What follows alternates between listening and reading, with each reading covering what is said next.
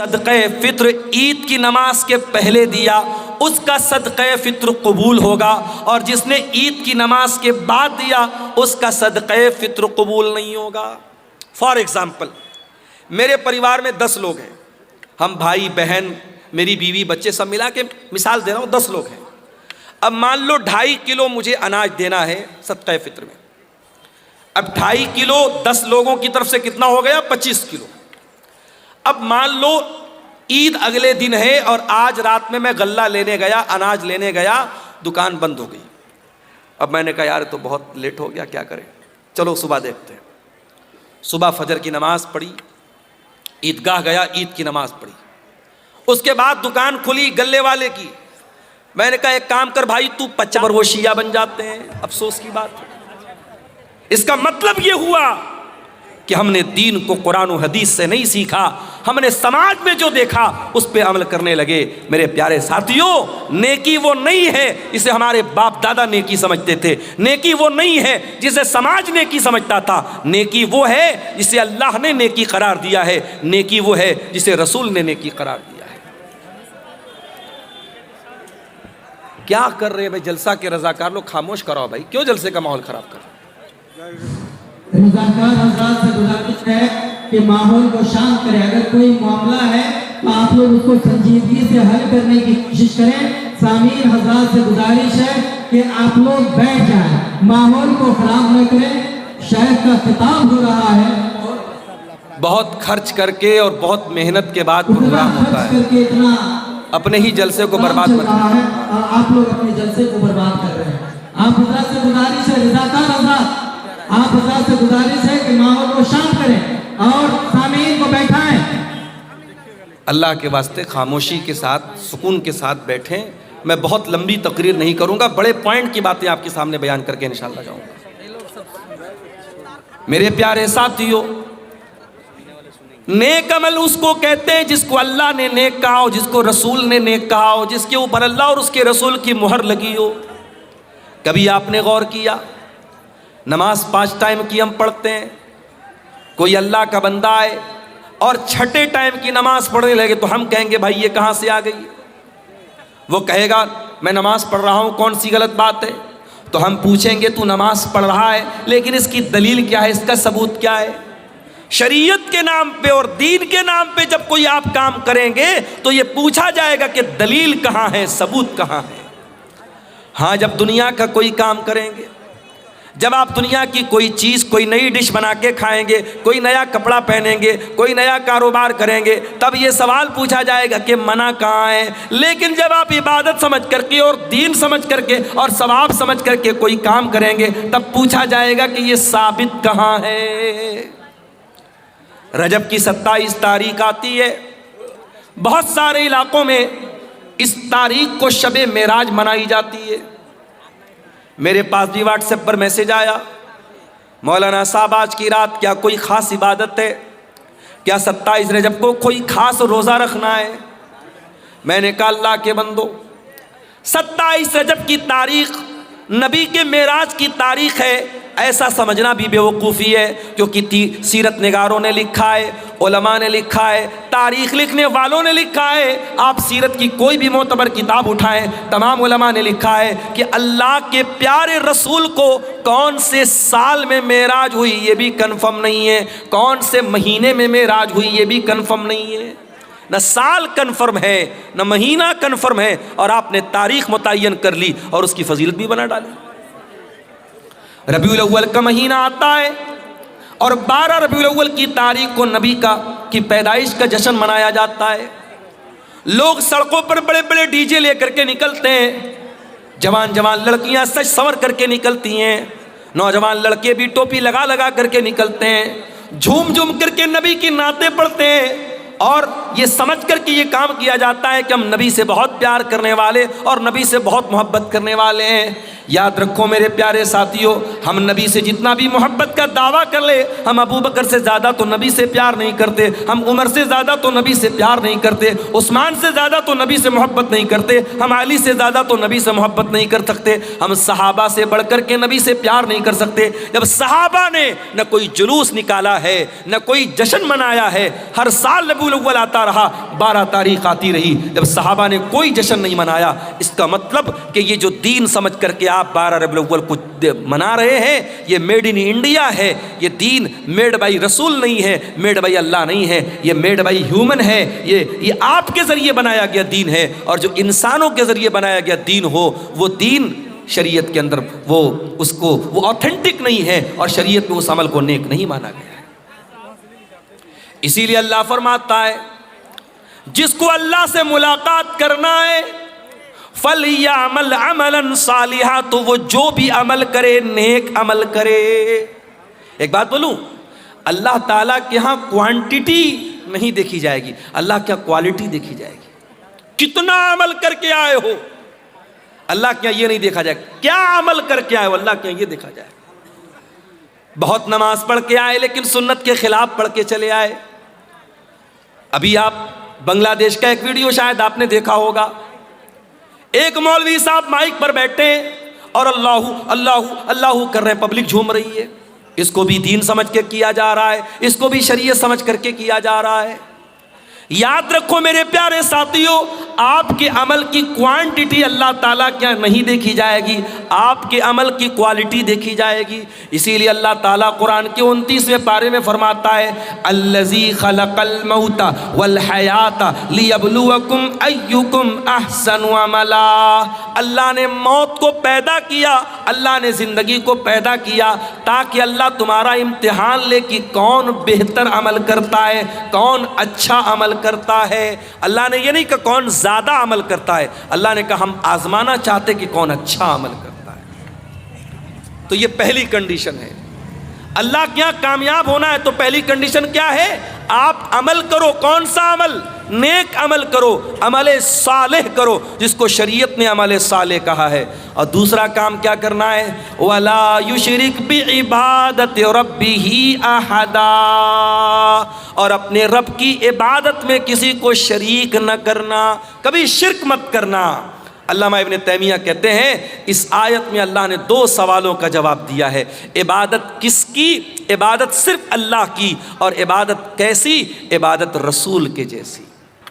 और गौर करो तो पूरे इस्लाम का खुलासा, पूरे दीन का खुलासा और पूरी शरीयत का खुलासा यही 2 सवालों के जवाब में है। इबादत किसकी? इबादत सिर्फ अल्लाह की। और इबादत कैसी? इबादत रसूल के जैसी। और हम जो कलमा पढ़ते हैं, इस्लाम में दाखिल होने का जो पासपोर्ट और वीज़ा है, आप इंडिया से उम्रा करने जाना चाहते, पासपोर्ट का रेडी होना ज़रूरी है। आप अगर सऊदी अरब में घुसना चाहते हैं तो सऊदी अरब का उम्रा का वीज़ा आपके पास होना ज़रूरी है, या विज़िट वीज़ा होना ज़रूरी है। शरीयत में, इस्लाम में आप आना चाहते हैं, आप मुसलमान होना चाहते हैं, इस्लाम का पासपोर्ट क्या है, इस्लाम का वीज़ा क्या है? अशहदु अल्ला इलाहा इल्लल्लाह व अशहदु अन्ना मुहम्मदन अब्दुहु व रसूलुहु। मैं गवाही देता हूँ अल्लाह के सिवा कोई इबादत के लायक नहीं, और मैं गवाही देता हूँ कि मोहम्मद सल्लल्लाहु अलैहि वसल्लम अल्लाह के बंदे और रसूल हैं। यही तो है हमारा पासपोर्ट, यही तो है जन्नत का पासपोर्ट, यही तो है इस्लाम का पासपोर्ट। और इसमें 2 चीज़ें हैं, मैं अल्लाह के सिवा कोई माबूद नहीं, इसकी गवाही देता हूँ। ये पहले सवाल का जवाब। इबादत किसकी? इबादत सिर्फ अल्लाह की। और दूसरी गवाही क्या देते हैं, वाशहदु अन्ना मुहम्मदन अब्दुहु व रसूलुहु, और मैं गवाही देता हूँ कि मोहम्मद सल्लल्लाहु अलैहि वसल्लम अल्लाह के बंदे और अल्लाह के रसूल हैं। ओ बरारी वालों, ओ सेमापुर वालों, बड़े अफसोस के साथ कहना पड़ता है, आपने नबी का कलमा तो पढ़ा है, अशहदु अन्ना मुहम्मद रसूलुल्लाह का कलमा तो हम और आप पढ़ते हैं, मगर अफसोस की बात है ज़िंदगी के बहुत सारे मामलात ऐसे होते हैं जहां हम नबी के तरीक़े को अपनाने को तैयार नहीं है। अभी एक भाई मुझको मिले, कलिया चक्के रहने वाले, आपके इस इलाके में अक्सर आना जाना उनका होता है।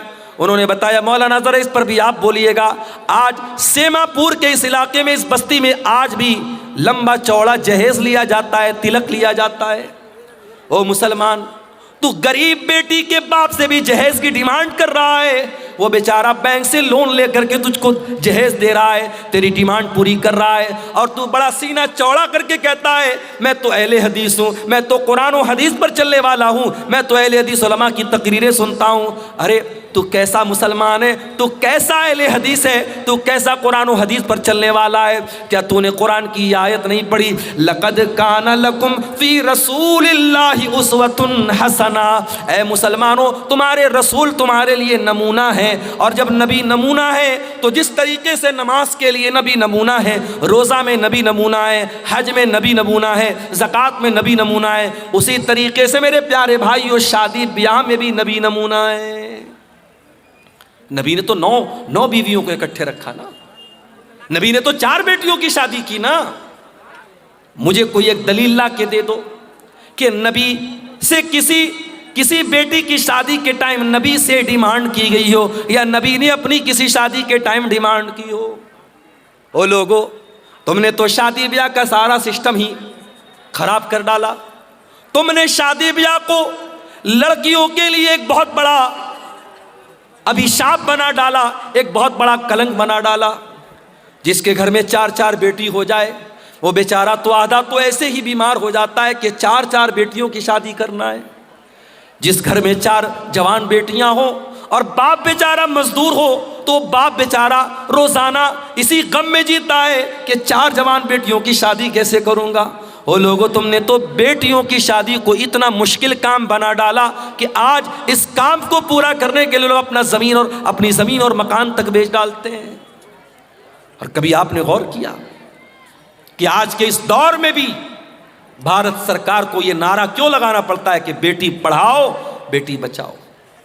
بیٹی بچانے کا نعرہ یہ کیوں لگانا پڑتا ہے؟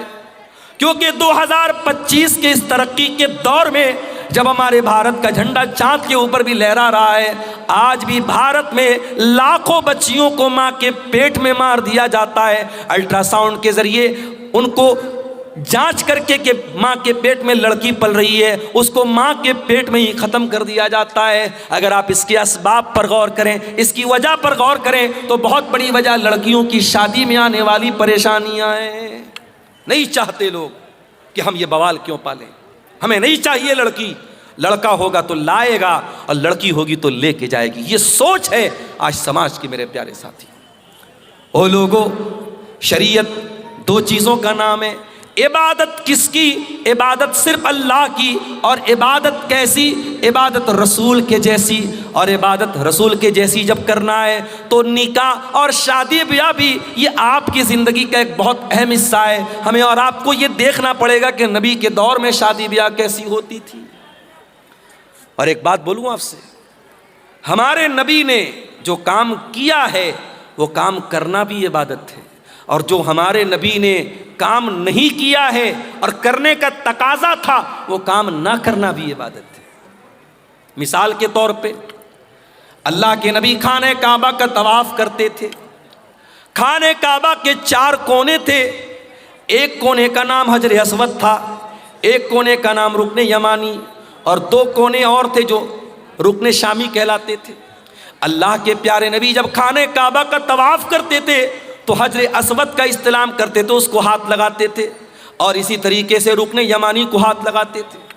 4 کونوں میں سے صرف 2 کونوں کو اللہ کے نبی ہاتھ لگاتے تھے، اور حجر اسود کو اگر موقع ملتا تھا تو چوم لیتے تھے۔ موقع ملے تو چوم لینا چاہیے۔ جو لوگ حج کرنے جاتے ہیں، عمرہ کرنے جاتے ہیں، وہ دیکھتے ہوں گے کہ خاص طور سے جو افریقہ والے، سوڈان والے موٹے موٹے ہوتے ہیں نا، یہ کسی اور کو آگے آنے ہی نہیں دیتے۔ اب انڈیا اور پاکستان کے دبلے پتلے لوگ تو پہلے ان موٹے لوگوں کو دیکھ کے کنارے سے بھائی ہٹ جاؤ ہٹ جاؤ، وہ سب تو ایسا دائیں بائیں کہنی لگا کہ آپ کو ایسا ماریں گے کہ آپ بے ہوش ہو جائیں گے۔ تو وہاں پر بھی دھکی دھکا ہو رہی ہے۔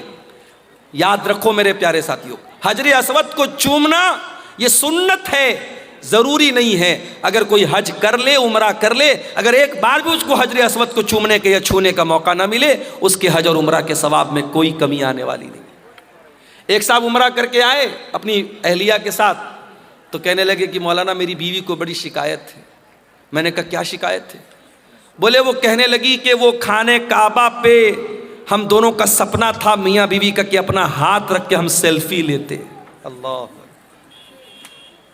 اب خانے کعبہ کے پاس بھی یہ نوٹنکی ہو رہی ہے, وہاں پر بھی میاں بیوی دونوں اپنا ہاتھ رکھ کے فوٹو لے رہے ہیں اور پھر اس کو ڈی پی بنایا جاتا ہے کہ یہ ہم نے یہ کام, بہت بڑا کام کر دیا. اگر یہ بہت بڑا کام تھا, میاں بیوی کا اپنا ہاتھ خانے کعبہ کے غلاف پہ رکھنا بہت بڑا کام تھا, میرے نبی نے بھی تو حج کیا تھا, میرے نبی نے بھی تو عمرہ کیا تھا, آپ نے کیوں نہیں اپنی بیویوں کے ساتھ خانے کعبہ کے غلاف پر ہاتھ رکھا؟ آج افسوس کی بات ہے کہ اس طریقے کی نوٹنکی کے لیے اور اس طریقے کی چونچلے بازی کے لیے لوگ دھکے کھاتے ہیں. عورتوں کی بے حرمتی ہوتی ہے, مردوں سے دھکے کھا کر کے عورتیں وہاں تک جاتی ہیں. کوئی ضرورت نہیں ہے میرے پیارے ساتھیوں. نبی نے جو کام کیا ہے وہ کرنا سنت ہے, اور نبی نے جو کام نہیں کیا ہے وہ نہ کرنا سنت ہے. نبی نے شادی کی ہے, شادی کرنا بھی سنت ہے. اگر آپ شادی کرنے کے قابل ہیں اور شادی نہیں کر رہے ہیں تو یہ بھی غلط بات ہے. ہوگا کسی اور مذہب میں یہ سسٹم, شادی مت کرو, دنیا چھوڑ دو, زندگی بھر ننگے رہو. اسلام میں ایسا کوئی کانسیپٹ نہیں ہے. اللہ کے نبی کے ایک صحابی تھے, ان کا نام تھا عثمان بن مظعون رضی اللہ تعالیٰ عنہ. انہوں نے طے کر لیا کہ میں شادی نہیں کروں گا. انہوں نے یہاں تک طے کر لیا کہ وہ اپنے آپ کو شادی کے قابل ہی نہیں رکھیں گے, وہ اپنے آپ کو خصی کرا لیں گے, اپنے خوشیوں کو نکلوا ڈالیں گے, اپنے آپ کو شادی کے قابل ہی نہیں چھوڑیں گے. انہوں نے ایسا بھی ارادہ کر لیا. اللہ کے پیارے نبی کو پتا چلا, آپ نے بلوایا, آپ نے فرمایا یا عثمان, اے عثمان, اتبتغی رہبانیتن, کیا تم رہبانیت اختیار کرنا چاہتے ہو؟ کیا تم وہ مذہب اختیار کرنا چاہتے ہو جو اللہ کو پسند نہیں, جو رسول کو پسند نہیں؟ اے عثمان, کان کھول کر کے سن لو, میں اللہ کا رسول ہوں, میں نماز بھی پڑھتا ہوں اور میں رات کو آرام بھی کرتا ہوں, میں روزہ بھی رکھتا ہوں اور میں کبھی کبھی گیپنگ بھی دیتا ہوں, میں کنٹینیو روزہ نہیں رکھتا ہوں یعنی نفل روزہ, اور میں نے نکاح بھی کیا ہے, میں نے شادی بھی کی ہے, اور یہی میرا طریقہ ہے, اور جو میرے طریقے سے ہٹ جائے اس کا مجھ سے کوئی تعلق نہیں ہے. شادی کرنا یہ میرے نبی کی سنت ہے. بیوی بچوں کو چھوڑ کر دنیا گھومنا یہ میرے نبی نے نہیں سکھایا ہے. آپ دنیا کا حق ادا کر ہی نہیں سکتے جب تک آپ اپنی بیوی کا حق ادا نہ کریں, اپنے بچوں کا حق ادا نہ کریں. اس لیے میرے پیارے ساتھیوں, یہ دو اصول یاد رکھنا. عبادت کس کی؟ عبادت صرف اللہ کی, اور عبادت کیسی؟ عبادت رسول کے جیسی. اور آج جو پوری دنیا میں ہم جوتے کھا رہے ہیں, ذلیل ہو رہے ہیں, خار ہو رہے ہیں, معاف کرنا, ہم انہی دونوں اصولوں سے ہٹے ہیں. یا تو عبادت میں اللہ کے علاوہ کسی کو شریک کیا ہے, یا اطاعت میں رسول کے ساتھ کسی کو شریک کیا ہے. آج آپ دیکھ لیں, مسلمان ہندوستان میں پہچانا جاتا ہے اجمیر شریف سے. اجمیر شریف سے اس کی پہچان ہوتی ہے کہ خواجہ صاحب کی درگاہ پر چادر چڑھائی جا رہی ہے, پرائم منسٹر کی طرف سے اور راشٹرپتی کی طرف سے چادر چڑھائی جا رہی ہے, اور مسلمان بیچارہ بڑا خوش ہوتا ہے ہماری مزار پہ پرائم منسٹر کی طرف سے چادر آ رہی ہے. میں کہتا ہوں میرے پیارے بھائیوں, یہ مزاروں پر چادریں چڑھانا یہ کون سے اسلام کا طریقہ ہے؟ ارے تیری قوم کے کتنے لوگ ننگے سو رہے ہیں, کتنے تیرے قوم کی بچیوں کے تن پر آج ڈھانپنے کو کپڑا نہیں ہے, اور تو اللہ کے ولیوں کے انتقال کے بعد ان کی قبروں پر چادر چڑھا رہا ہے. اور آپ جا کے پتہ لگا لیجئے گا, درگاہوں پہ چڑھنے والی یہ چادریں یہ روٹیٹ ہوتی رہتی ہیں. جو چادر آپ چڑھاتے ہیں وہی چادر مارکیٹ میں بکتی ہے اور دوبارہ پھر چڑھائی جاتی ہے, روٹیشن چلتا رہتا ہے. یہ ایک دھندا بن چکا ہے. اسلام میں نہ تو کوئی پکی قبر کی اجازت ہے اور نہ کسی قبر کے اوپر چادر چڑھانے کی اجازت ہے. اسلام قبر پرستی کا مذہب نہیں ہے. ہمارے پیارے نبی نے اپنے انتقال کے پہلے اپنی امت کو خبردار کیا تھا, لعن اللہ الیہود والنصارى اتخذوا قبور انبیائہم مساجد. اللہ کی لعنت ہو یہودیوں کے اوپر اور عیسائیوں کے اوپر, انہوں نے اپنے نبیوں کی قبروں کو سجدہ کرنے کی جگہ بنا لیا. قبروں کو سجدہ گاہ بنا لینا یہ لعنتی لوگوں کا طریقہ ہے, یہ یہود و نصارہ کا طریقہ ہے. میرے پیارے ساتھیو, آج مسلمان قبر پرستی سے پہچانا جاتا ہے. آج مسلمانوں کے بچوں کے ہاتھ میں اور گلے میں تعویذ یہ پہچان ہے کہ وہ مسلمان کا بیٹا ہے. ارے تیرے نبی نے تو کبھی تعویذ نہیں پہنا. تیرے نبی نے حسن و حسین کو دعائیں پڑھ کے دم کیا, کبھی حسن و حسین کے گلے میں تعویذ نہ ڈالا, کبھی صحابہ نے اپنے بچوں کے گلے میں تعویذ نہ ڈالا. تجھے شارٹ کٹ چاہیے, تو نے اسلام کا شارٹ کٹ بنا ڈالا. تو نے نظر بد سے بچنے کے لیے اور جادو سے بچنے کے لیے اپنے بچوں کے گلے میں تعویذ ڈال دیا, اور تو نے قرآن، لوگ کہتے ہیں مولانا صاحب تعویذ کے اندر قرآن لکھا رہتا ہے، کبھی جات کے دیکھ لینا، یہ تعویذ کو میں نے کھول کے دیکھا ہے، کوئی قرآن نہیں لکھا رہتا ہے، تعویذ کے اندر قرآن نہیں، شرکیہ چیزیں لکھی رہتی ہیں، یا جبریل یا میکائیل یا اسرافیل، فرشتوں کو پکارا جاتا ہے، فرشتوں کو اللہ کے سوا پکارا جاتا ہے۔ اور اگر 2 منٹ کے لیے مان بھی لیا جائے کہ تعویذ کے اندر قرآن لکھا ہے، تو قرآن تعویذ میں آپ پہنے ہوئے ہیں، اسی حالت میں بیوی سے ملاقات کر رہے ہیں، اسی حالت میں لیٹرین میں جا رہے ہیں، اسی حالت میں باتھ روم میں جا رہے ہیں، کیا یہ قرآن کی بے حرمتی نہیں ہے؟ کیا یہ قرآن کا اپمان نہیں ہے؟ میرے پیارے ساتھیو، ہر اس عمل سے بچو جو اللہ کی توحید سے ٹکرانے والا ہو۔ یاد رکھو میرے بھائیو، اگر توحید گڑبڑ ہے، اللہ کے ہم کبھی کامیاب نہیں ہو سکتے، اس لیے کہ اللہ قرآن میں کہتا ہے انہو من یشرک باللہ فقد حرم اللہ علیہ الجنہ، جو اللہ کے ساتھ شرک کرے گا اس کے اوپر اللہ نے جنت کو حرام کر دیا ہے، ومأواہ النار، اور ایسے انسان کا ٹھکانہ جہنم ہے، وما للظالمین من انصار، اور شرک کرنے والوں کا کوئی مددگار نہیں ہوگا، مشرک کا کوئی مددگار نہیں ہوگا۔ لوگ کہتے ہیں نا سرکار کا دامن پکڑ لیں گے، سرکار کا دامن پکڑ لیں گے، ارے نبی کا دامن اور نبی کی شفاعت کسی مشرک کو نصیب نہیں ہوگی۔ اللہ کے پیارے نبی فرماتے ہیں قیامت کے دن میں اسی کے حق میں شفاعت کروں گا جو میری توحید پر قائم، جو اللہ کی توحید پر قائم ہوگا، جو لا الہ الا اللہ کے اوپر قائم رہے گا۔ اسی لیے توحید کی حفاظت کرو میرے پیارے ساتھیو، مرتے دم تک کبھی شرک نہ کرنا، لا تشرک باللہ۔ اللہ کے نبی نے معاذ ابن جبل کو وصیت کی تھی، اے معاذ ابن جبل، اللہ کے ساتھ کسی کو شریک مت کرنا، وَإِن قُتِلْتَ أَوْ حُرِّقْتَ، تمہیں قتل کر دیا جائے، تمہیں جلا دیا جائے، جل جانا، قتل ہو جانا، مگر اللہ کی ذات کے ساتھ کسی کو شریک نہ کرنا، شرک مت کرنا میرے پیارے ساتھیوں، اپنی پیشانی کو اللہ کے سوا کسی اور کے در پہ مت جھکانا۔ اور یاد رکھو اگر یہ شرک ہو گیا اور بغیر توبہ کیے انسان دنیا سے چلا گیا تو اللہ کیا اس کی معافی نہیں ہے۔ ان اللہ لا یغفر ان یشرک بہ ویغفر ما دون ذلک لمن یشاء، جو دنیا سے شرک کر کے چلا گیا اور شرک کی حالت میں مر گیا، اللہ فرماتا ہے اس مشرک کی ہم مغفرت نہیں کریں گے، مشرک کی اللہ تعالیٰ کے معافی نہیں۔ اچھا میں ایک مثال سے بات کرتا ہوں، مکان آپ کا ہے، گھر آپ کا ہے، کوئی دوسرا آ کر کے آپ کے مکان پہ قبضہ کر لے اور آپ کے مکان کو اپنا مکان کہے، کیا آپ گوارا کریں گے؟ آپ کی بیوی نکاح آپ کر کے لائے اور آپ کے بجائے کسی اور کو شوہر مانے، کیا آپ گوارا کریں گے؟ نہیں نہیں، میری بیوی ہے، میرے علاوہ کسی اور کو نظر بھر کے دیکھے ہم تو یہ بھی گوارا نہیں کریں گے۔ جب ہماری غیرت یہ تقاضا کرتی ہے کہ جو چیز ہماری ہے اس پر کسی اور کا حق نہ ہو، اللہ تو ہم سے زیادہ غیرت والا ہے، اللہ تو سب سے زیادہ غیرت والا ہے، اللہ کی غیرت کو گوارا نہیں ہے کہ عبادت میں اللہ کے ساتھ کسی کو شریک کیا جائے۔ تو عبادت کس کی؟ عبادت صرف اللہ کی۔ اب آؤ ذرا دوسرے سوال پر ہم غور کریں، عبادت کیسی؟ عبادت رسول کے جیسی۔ آج ایک نماز آپ پڑھتے ہیں، کسی مسجد میں چلے جاؤ کوئی سینے پر ہاتھ باندھ رہا ہے، دوسری مسجد میں چلے جاؤ ناف کے نیچے ہاتھ باندھ رہا ہے، تیسری مسجد میں چلے جاؤ ہاتھ چھوڑ کے نماز پڑھ رہا ہے۔ ایک نماز اسلام کی عبادت ہے، 36 طریقے سے نماز پڑھی جا رہی ہے، ہر مسجد میں ایک نیا طریقہ ہے۔ ایک مسجد میں گئے السلام علیکم ورحمۃ اللہ، السلام علیکم ورحمۃ اللہ کہنے کے بعد امام صاحب اور مقتدی لوگ زور سے کہتے اللہ اکبر، استغفر اللہ استغفر اللہ استغفر اللہ۔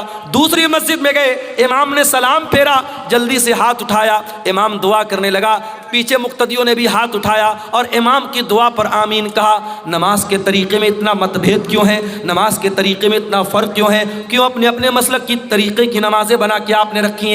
آؤ میرے پیارے ساتھیو، آج اس اسٹیج سے، مدرسہ اصلاحیہ کے اس اسٹیج سے آپ کو اتحاد کی دعوت دیتا ہوں، آپ کو ایکتا کی دعوت دیتا ہوں۔ آؤ نماز کا وہ طریقہ چلے گا جو جناب محمد رسول اللہ صلی اللہ علیہ وسلم نے بیان کیا، اور آپ نے فرمایا صلو کما رأیتمونی اصلی، اے میری امت کے لوگوں اس طریقے پر نماز پڑھتے رہو جس طریقے پر تم نے نماز مجھ کو پڑھتے ہوئے دیکھا ہے۔ اور نبی کا یہ کہنا کہ میرے طریقے پر نماز پڑھتے رہو، نبی کا یہ کہنا اس بات کی دلیل ہے کہ قیامت تک وہ طریقہ محفوظ رہے گا۔ اور آج بھی حدیث کی کتابیں بتاتی ہیں کہ اللہ کے نبی جب تشہد میں بیٹھتے تھے تو کہاں پر انگلی ہلاتے تھے، کہاں پر انگلی کو حرکت دیتے تھے، جب آپ رکوع میں جاتے تھے تو گھٹنوں کو کیسے پکڑا کرتے تھے، جب آپ سجدے میں جایا کرتے تھے تو آپ کی ناک زمین پر ہوتی تھی کہ نہیں تھی، آپ کی پیشانی زمین پر ہوتی تھی یا نہیں تھی، ایک ایک طریقہ آپ کا نماز کا حدیث کی کتابوں میں ملے گا۔ تو عبادت کیسی؟ عبادت رسول کے جیسی۔ یہ اتنا نازک معاملہ ہے کہ آپ اس میں کوئی پھیر بدل نہیں کر سکتے۔ چلیے ایک مثال آپ کو دیتا ہوں، بہت پیاری مثال ہے، اس کو ذرا غور سے سنیے گا۔ حدیث کہاں پر ہے؟ بخاری میں بھی ہے، مسلم میں بھی ہے۔ راوی کون ہے؟ برا ابن عازب کہتے اللہ کے پیارے نبی نے مجھ سے فرمایا اذا اتیت مضجعک، اے برا جب تم بستر پہ سونے جاؤ تو پہلے تم وضو کر لیا کرو۔ ہمارے پاس کچھ عورتوں کا فون آیا، مولانا صاحب بڑے ڈراؤنے سپنے آتے ہیں، مولانا صاحب رات میں ڈراؤنے سپنے آتے ہیں، جنات پریشان کرتا ہے، جادو سے پریشان ہے۔ چلو ایک طریقہ تم کو بتا رہا ہوں، کبھی جنات پریشان نہیں کریں گے۔ جب بھی رات میں بستر پہ سویا کرو تو وضو کر کے سویا کرو۔ وضو کر کے سونا یہ نبی کی سنت ہے۔ نبی اکرم نے فرمایا کہ اے برا جب تم بستر پہ سونے جاؤ تو وضو کر لو۔ کون سا وضو؟ جو نماز کے لیے کرتے ہو، جو جنرل وضو ہے، جو عام طریقہ ہے وضو کرنے کا۔ اور اس کے بعد اپنے داہنی کروٹ لیٹ جاؤ، اور اے برا ابن عازب اب میں جو دعا سکھا رہا ہوں اس دعا کو تم پڑھ کر کے سو جاؤ۔ کون سی دعا ہے؟ اللہم اسلمت نفسی الیک وفوضت امری الیک والجات ظہری الیک رغبتا ورہبتا الیک لا ملجا ولا منجا منک الا الیک آمنت بکتابک الذی انزلت وبنبیک الذی ارسلت۔ نبی نے یہ دعا سکھائی۔ دعا کا مطلب کیا ہوا؟ یہی تو بڑے افسوس کی بات ہے، ہم دعائیں پڑھتے ہیں، دعاؤں کا مطلب بھی جاننے کی کوشش نہیں کرتے۔ کتنی پیاری دعا ہے، اللہم اسلمت نفسی الیک، اے اللہ میں بستر پہ سونے جا رہا ہوں، نہیں معلوم صبح زندہ اٹھوں گا کہ نہیں اٹھوں گا، اے اللہ میں اپنے آپ کو تیرے حوالے کر کے جا رہا ہوں۔ وفوضت امری الیک، اور اے اللہ میری تجوری میں کتنا پیسہ ہے، میرے بچوں کا کیا بنے گا، میری بیوی کا کیا بنے گا، میرے جو بھی معاملات ہیں اے اللہ میں تیرے حوالے کر کے جا رہا ہوں۔ رغبتا ورہبتا الیک، اے اللہ میں تجھ سے ڈرتا بھی ہوں اور تیری رحمت کی امید بھی رکھتا ہوں، تیرے عذاب کا ڈر بھی میرے سینے میں ہے اور تیری رحمت کی امید بھی میرے دل میں ہے۔ اور اے اللہ آمنتو لا ملجا ولا منجا منک الا الیک، اے اللہ تو جس کو پناہ دے دے، تو جس کو پناہ نہ دے اس کو کوئی پناہ دینے والا نہیں، تو جس کو نجات نہ دے اس کو کوئی نجات دینے والا نہیں۔ آمنتو بکتابک الذی انزلت، اے اللہ میں تیری کتاب پر ایمان لاتا ہوں جو کتاب تو نے اتاری ہے، وبنبیک الذی ارسلت، اور میں تیرے نبی پر ایمان لاتا ہوں جس نبی کو تو نے رسول بنا کے بھیجا ہے۔ یہ ہے دعا کا ترجمہ، دعا کا انواد جو تھوڑا سا میں نے آپ کے سامنے کیا ہے۔ اب ذرا غور سے سنیے گا، نبی نے دعا سکھائی، کہا کہ اے برا داہنی کروٹ لیٹ جانا وضو کر کے اور یہ دعا پڑھ لینا، اس کے بعد کچھ مت کہنا، سو جانا۔ اگر اسی حالت میں تم مر گئے مت علی الفطرہ تو تم فطرت پر مرو گے، جنت میں جاؤ گے۔ تو اگر یہ دعا پڑھ کے مر گئے تو جنت میں جاؤ گے، جنتی تمہاری جنت پکی ہو جائے گی اگر اس دعا کو پڑھ کے اسی عقیدے پر تم دنیا سے چلے گئے۔ صحابہ کے زمانے میں موبائل تو نہیں تھا، ساؤنڈ ریکارڈر تو نہیں تھا جلدی سے ریکارڈ کر لیا جائے، صحابہ تو سن کے یاد کرتے تھے۔ آج ہمارے پاس کتنی سہولت ہے میرے بھائی، آج آپ نے یہ دعا سنی ہے، میں نے جلدی جلدی دعا سنائی ہے، اگر آپ اس دعا کو بعد میں یاد کرنا چاہیں تو یوٹیوب پر آ جائے گی، آپ دھیرے دھیرے سن کے کسی کاپی پہ نوٹ کر کے بھی یاد کر سکتے ہیں۔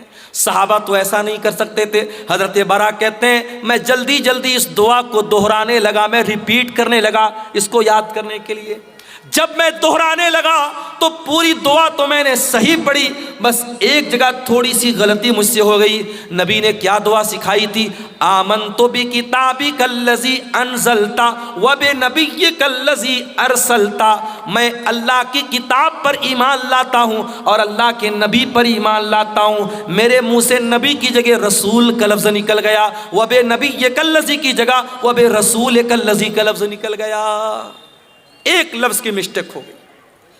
اور علماء جانتے کہ نبی اور رسول میں بڑا باریک سا فرق ہے، کوئی بہت خاص فرق نہیں ہے، تھوڑا سا ڈیفرنس ہو گیا، صحابی کے منہ سے نبی کی جگہ رسول کا لفظ نکل گیا۔ نبی نے اتنا بھی گوارا نہیں کیا، نبی نے کہا ہے برا ریپیٹ کر، دوبارہ پڑھ، تو نے صحیح نہیں پڑھی ہے، تجھے وہی پڑھنا پڑے گا جو میں نے سکھایا ہے۔ عبادت کس کی؟ صرف اللہ کی، اور عبادت کیسی؟ عبادت رسول کے جیسی۔ رمضان آنے والا ہے، رمضان کے بعد ایک صدقہ ہم دیتے ہیں، اس کو صدقہ فطر بولا جاتا ہے۔ آپ کے ہاں بھی صدقہ فطری بولتے ہیں، کہیں کہ فطرہ بھی بولتے ہیں۔ تو یہ جو فطرہ ہوتا ہے یہ کب دینا ہے؟ بولو بھائی، عید کی نماز کے پہلے دینا ہے یا بعد میں دینا ہے؟ پہلے دینا ہے۔ اب ذرا غور سے سننا، اللہ کے نبی فرماتے ہیں من اداہا قبل الصلاۃ فہی زکوۃ مقبولۃ، جس نے صدقہ فطر عید کی نماز کے پہلے دیا اس کا صدقہ فطر قبول ہوگا، اور جس نے عید کی نماز کے بعد دیا اس کا صدقہ فطر قبول نہیں ہوگا۔ فار ایگزامپل، میرے پریوار میں 10 لوگ ہیں، ہم بھائی بہن میری بیوی بچے سب ملا کے مثال دے رہا ہوں 10 لوگ ہیں۔ اب مان لو 2.5 کلو مجھے اناج دینا ہے صدقہ فطر میں۔ اب 2.5 کلو 10 لوگوں کی طرف سے کتنا ہو گیا؟ 25 کلو۔ اب مان لو عید اگلے دن ہے اور آج رات میں غلہ لینے گیا، اناج لینے گیا، دکان بند ہو گئی۔ اب میں نے کہا یار تو بہت لیٹ ہو گیا، کیا کریں، چلو صبح دیکھتے ہیں۔ صبح فجر کی نماز پڑھی، عیدگاہ گیا، عید کی نماز پڑھی، اس کے بعد دکان کھلی غلے والے کی۔ میں نے کہا ایک کام کر بھائی، تو 50 کلو اناج دے دے، مجھے 25 دینا تھا، میں ڈبل دے رہا ہوں، 50 دے رہا ہوں۔ لیکن اللہ کے نبی فرماتے ہیں کہ آپ نے عید کی نماز کے بعد میں دیا تو آپ کو صدقہ فطر کا ثواب نہیں ملے گا۔ کوانٹٹی ڈبل ہو رہی ہے، میں ڈبل ماترا میں دے رہا ہوں، مگر وہ ثواب نہیں ملے گا۔ صرف 15 منٹ کا فرق پڑ گیا، نماز کے پہلے دیتا تو صدقہ فطر قبول ہو جاتا، نماز کے بعد دے رہا ہوں تو قبول نہیں ہوگا۔ یہ ہے شریعت۔ عبادت کیسی؟ عبادت رسول کے جیسی۔ آپ ٹائمنگ بھی ذرا سی چینج کریں گے تو عبادت اللہ کیا قبول نہیں ہوگی۔ ایک اور مثال دیتا ہوں، ہمارا دوسرا تہوار کون سا ہے؟ بولو بھائی، عید کے بعد کون سا تہوار ہے دوسرا؟ شب برات کہ محرم؟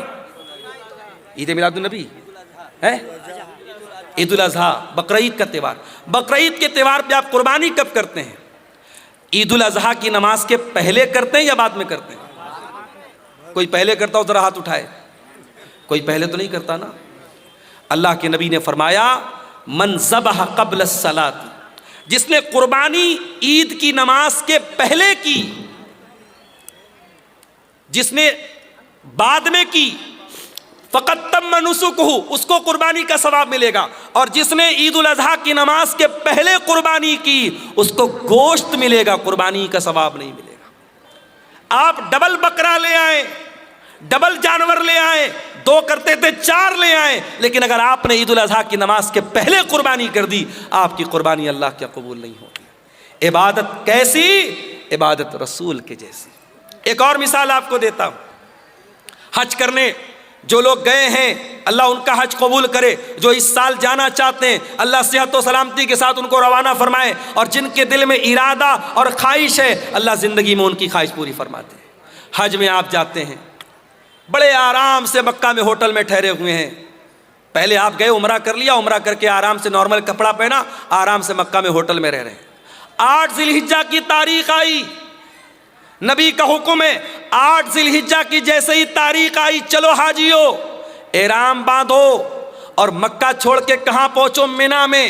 مکہ میں آرام سے اے سی ہوٹل میں کمرے میں رہ رہے تھے، مینا میں ٹینٹ لگا ہوا ہے، ہزاروں لاکھوں لوگ وہاں ہیں، وہاں ٹینٹ میں ہم کو جا کے رہنا ہے، اور وہاں جا کے کیا کرنا ہے؟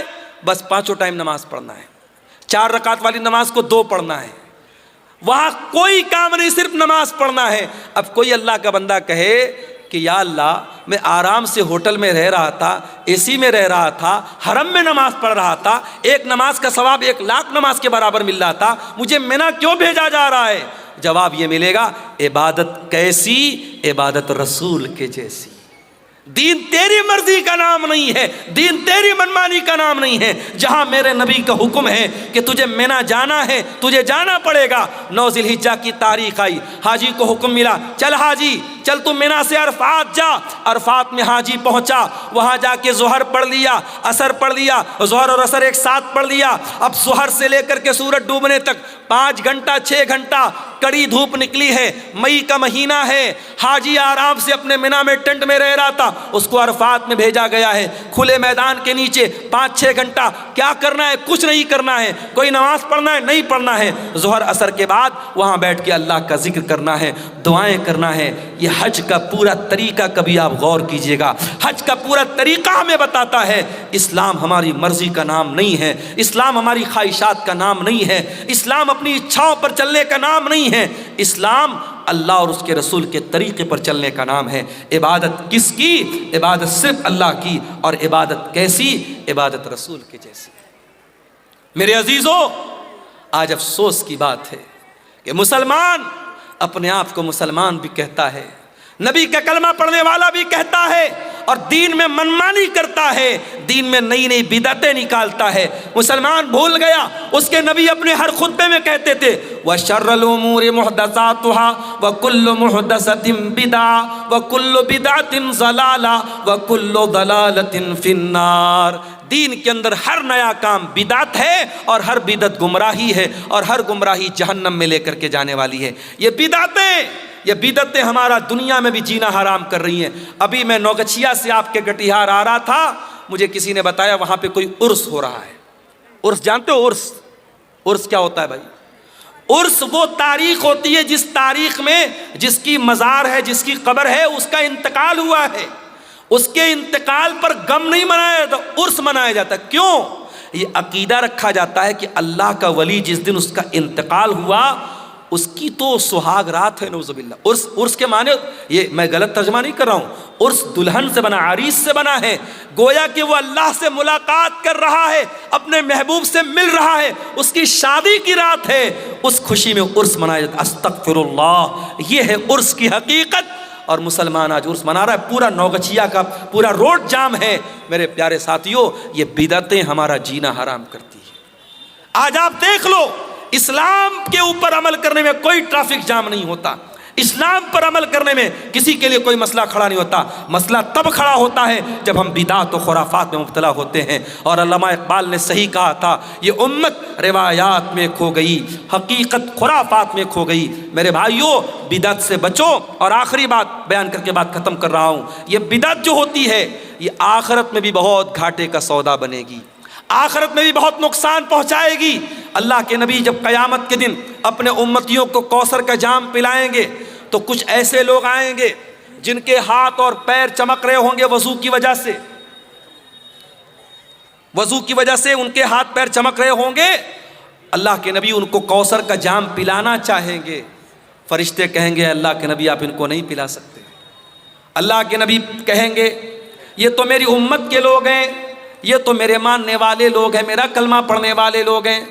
آپ فرمائیں گے کیوں ان کو مجھے تم کوثر کا پانی نہیں پلانے دے رہے ہو فرشتوں؟ کیا بات ہے؟ فرشتے کیا جواب دیں گے؟ انک لا تدری ما احدثوا بعدک، اے اللہ کے رسول آپ نہیں جانتے یہ بدعتی لوگ ہیں، انہوں نے آپ کے بعد آپ کے دین میں بہت سارے نئے نئے کام نکالے ہیں۔ جب نبی کو پتہ چلے گا یہ بدعتی لوگ ہیں، بخاری اور مسلم کے الفاظ ہیں، اللہ کے رسول فرمائیں گے سحقن سحقن لمن غیر بعدی، جن لوگوں نے میرے دین کو بدل ڈالا ان کے لیے بربادی ہو۔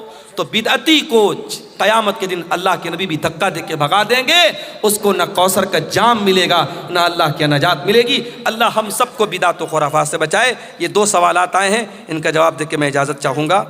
سونے کی صحیح طریقہ کیا ہے، یعنی کس طرف سر کر کے سونا چاہیے؟ اگر پچھم کی طرف پیر کر کے سوئیں تو کیا ہو؟ کوئی حرج کی بات نہیں ہے، پچھم کی طرف پیر کر کے سونے میں کوئی حرج کی بات نہیں، کوئی ایسی دلیل نہیں ہے کہ پچھم کی طرف پیر کرنے سے یہ قبلہ کی توہین ہوتی ہے۔ پچھم کی طرف صرف آپ کو پیشاب کرنے سے منع کیا گیا ہے، پچھم کی طرف آپ کو پاخانہ کرنے سے منع کیا گیا ہے۔ پچھم کی طرف آپ جب پیشاب پاخانہ کریں تو نہ تو اپنا چہرہ کریں نہ پیٹھ کریں۔ اسی طریقے سے پچھم کی طرف تھوکنے سے منع کیا گیا ہے، لیکن پچھم کی طرف پیر کر کے سونے میں کوئی حرج کی بات نہیں ہے، بلکہ اگر کوئی مجبور آدمی ہے جو بیٹھ کر کے نماز نہیں پڑھ سکتا ہے، جب وہ لیٹ کر کے نماز پڑھے گا تو اس کا پیر کدھر ہوگا؟ پچھم کی طرف ہی ہوگا۔ لہٰذا اچھا، سونے کا صحیح طریقہ کیا ہے؟ بہت آسان ہے، آپ داہنی کروٹ لیٹ جائیں اور اپنے گال کے نیچے اپنا ہاتھ رکھ لیں، اور جو دعائیں اللہ کے نبی نے سکھائی ہے وہ دعائیں پڑھ کے سوئیں، وضو کر کے سوئیں تو یہ زیادہ بہتر ہے۔ یہ طریقہ جو سونے کا بتایا گیا ہے۔ بھاگلپور ضلع میں ایک جگہ ہے جس کا نام بی پور ہے، وہاں پہ ایک پیر کے نام سے مشہور ہے، وہاں پہ کٹیہار کے مسلمان اور بھاگلپور کے مسلمان زیادہ تر منت کے ارادے سے بکرا اور مرغا چڑھانے جاتے ہیں۔ بالکل غلط ہے یہ۔ شب برات میں خوب روزہ رکھتے ہیں؟ اسی ضمن میں جی، شب برات کا 14-15 روزہ رکھنا ضروری ہے۔ دیکھیے شب برات کا روزہ ثابت نہیں ہے، لیکن ہر مہینے کی چاند کی 13، 14، 15 تاریخ کا ایام 20 کا روزہ، جو چاندنی راتوں کا روزہ ہوتا ہے، وہ اللہ کے نبی رکھتے تھے۔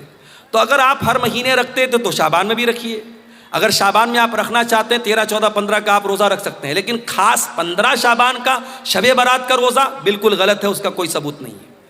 اسی طریقے سے بھی یہ جو بھائی نے بتایا بی پور میں جا کے مرغا اور بکرا چڑھا رہا ہے، بالکل غلط ہے، حرام ہے۔ وما اہل بہ لغیر اللہ، اللہ کے سوا کسی اور کے نام سے اگر جانور ذبح ہو رہا ہے شرک ہے، نہ تو اس جانور کا گوشت کھانا جائز ہے، اور ایسا کرنا اللہ کے ساتھ شرک کرنا ہے۔ جس طریقے سے نماز عبادت ہے، روزہ عبادت ہے، اسی طریقے سے جانور ذبح کرنا بھی عبادت ہے۔ جانور آپ صرف اللہ کے نام سے ہی ذبح کر سکتے ہیں۔ اسی لیے جو میک ڈونلڈ میں جا کے چکن کھاتے ہو، پتہ لگا لو کہ وہ ذبح والا جانور ہے کہ نہیں ہے۔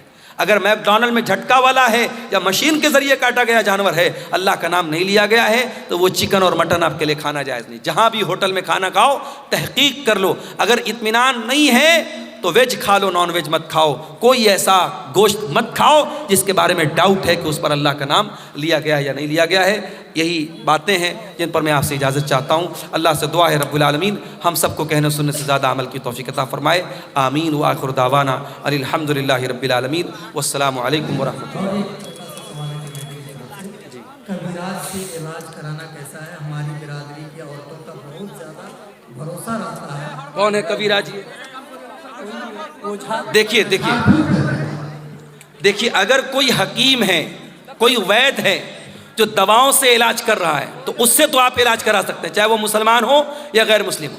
لیکن یہ کبیراج کوئی صاحب ہیں، اب اگر وہ ٹٹکے سے علاج کر رہے ہیں، کچھ منتر ونتر پڑھ رہے ہیں، تو ایسے انسان کے پاس جو منتر وغیرہ کے ذریعے یا یہ کہہ لیجئے جادو کے ذریعے یا یہ کہہ لیجئے اپنی روحانی طاقت کے ذریعے علاج کر رہا ہے، اس کے پاس جا کے علاج کرانا حرام ہے۔